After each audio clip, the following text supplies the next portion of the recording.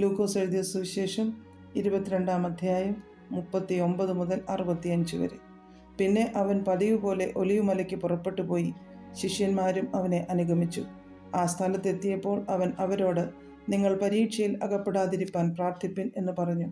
താൻ അവരെ വിട്ട് ഒരു കല്ലേറു ദൂരത്തോളം വാങ്ങിപ്പോയി മുട്ടുകുത്തി, പിതാവേ, നിനക്ക് മനസ്സുണ്ടെങ്കിൽ ഈ പാനപാത്രം എങ്കിൽ നിന്ന് നീക്കണമേ, എങ്കിലും എൻ്റെ ഇഷ്ടമല്ല നിന്റെ ഇഷ്ടം തന്നെയാകട്ടെ എന്ന് പ്രാർത്ഥിച്ചു. അവനെ ശക്തിപ്പെടുത്തുവാൻ സ്വർഗത്തിൽ നിന്ന് ഒരു ദൂതൻ അവന് പ്രത്യക്ഷനായി. പിന്നെ അവൻ പ്രാണവേദനയിലായി അതിശ്രദ്ധയോടെ പ്രാർത്ഥിച്ചു. അവൻ്റെ വിയർപ്പ് നിലത്ത് വീഴുന്ന വലിയ ചോരത്തുള്ളി പോലെയായി. അവൻ പ്രാർത്ഥന കഴിഞ്ഞു എഴുന്നേറ്റ് ശിഷ്യന്മാരുടെ അടുക്കൽ ചെന്നു. അവർ വിഷാദത്താൽ ഉറങ്ങുന്നത് കണ്ട് അവരോട്, നിങ്ങൾ ഉറങ്ങുന്നതെന്ത്? പരീക്ഷയിൽ അകപ്പെടാതിരിപ്പാൻ എഴുന്നേറ്റ് പ്രാർത്ഥിപ്പിൻ എന്ന് പറഞ്ഞു. അവൻ സംസാരിക്കുമ്പോൾ തന്നെ ഇതാ, ഒരു പുരുഷാരം 12 ഒരുവനായി യൂദ അവർക്ക് മുന്നടന്ന് യേശുവിനെ ചുംബിപ്പാൻ അടുത്തു വന്നു. യേശു അവനോട്, യൂദയെ, മനുഷ്യപുത്രനെ ചുംബനം കൊണ്ടോ കാണിച്ചു കൊടുക്കുന്നത് എന്ന് പറഞ്ഞു. സംഭവിപ്പാൻ പോകുന്നത് അവൻ്റെ കൂടെയുള്ളവർ കണ്ടു. കർത്താവേ, ഞങ്ങൾ വാൾ കൊണ്ട് വെട്ടേണമോ എന്ന് ചോദിച്ചു. അവരിൽ ഒരുത്തൻ മഹാപുരോഹിതൻ്റെ ദാസനെ വെട്ടി അവൻ്റെ വലത്തെ കാത് അറുത്തു.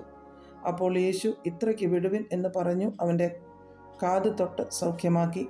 യേശു തൻ്റെ നേരെ വന്ന മഹാപുരോഹിതന്മാരോടും ദൈവാലയത്തിലെ പടനായകന്മാരോടും മൂപ്പന്മാരോടും, ഒരു കള്ളൻ്റെ നേരെ എന്ന പോലെ നിങ്ങൾ വാളും വടിയുമായി പുറപ്പെട്ടു വന്നുവോ? ഞാൻ ദിവസേന ദൈവാലയത്തിൽ നിങ്ങളോടുകൂടെ ഇരുന്നിട്ടും എൻ്റെ നേരെ കൈ ഓങ്ങിയില്ല. എന്നാൽ ഇത് നിങ്ങളുടെ നാഴികയും ഇരുളിൻ്റെ അധികാരവും ആകുന്നു എന്ന് പറഞ്ഞു. അവർ അവനെ പിടിച്ച് മഹാപുരോഹിതൻ്റെ വീട്ടിൽ കൊണ്ടുപോയി പത്രോസും അകലം വിട്ട് പിൻചെന്നു. അവർ നടുമുറ്റത്തിൻ്റെ മധ്യേ തീ കത്തിച്ച് ഒന്നിച്ചിരുന്നപ്പോൾ പത്രോസും അവരുടെ ഇടയിൽ ഇരുന്നു. അവൻ തീവട്ടത്തിനടുക്കെ ഇരിക്കുന്നത് ഒരു ബാല്യക്കാരത്തി കണ്ട് അവനെ ഉറ്റുനോക്കി. ഇവനും അവനോടുകൂടെ ആയിരുന്നു എന്ന് പറഞ്ഞു. അവനോ, സ്ത്രീയെ, ഞാൻ അവനെ അറിയുന്നില്ല എന്ന് തള്ളിപ്പറഞ്ഞു. കുറഞ്ഞോന്ന് കഴിഞ്ഞിട്ട് മറ്റൊരുവൻ അവനെ കണ്ടു. നീയും അവരുടെ കൂട്ടത്തിലുള്ളവൻ എന്ന് പറഞ്ഞു. പത്രോസോ, മനുഷ്യ, ഞാൻ അല്ല എന്ന് പറഞ്ഞു. ഏകദേശം 1 മണിനേരം കഴിഞ്ഞാറെ വേറൊരുവൻ, ഇവനും അവനോടുകൂടെ ആയിരുന്നു, സത്യം, ഇവൻ ഗലീലക്കാരനല്ലോ എന്ന് നിഷ്കർഷിച്ച് പറഞ്ഞു.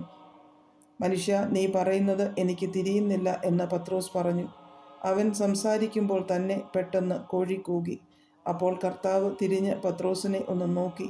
ഇന്ന് കോഴി കൂകും മുമ്പേ നീ 3 വട്ടം എന്നെ തള്ളിപ്പറയും എന്ന് കർത്താവ് തന്നോട് പറഞ്ഞ വാക്ക് പത്രോസ് ഓർത്തു. പുറത്തിറങ്ങി അതിദുഃഖത്തോടെ കരഞ്ഞു.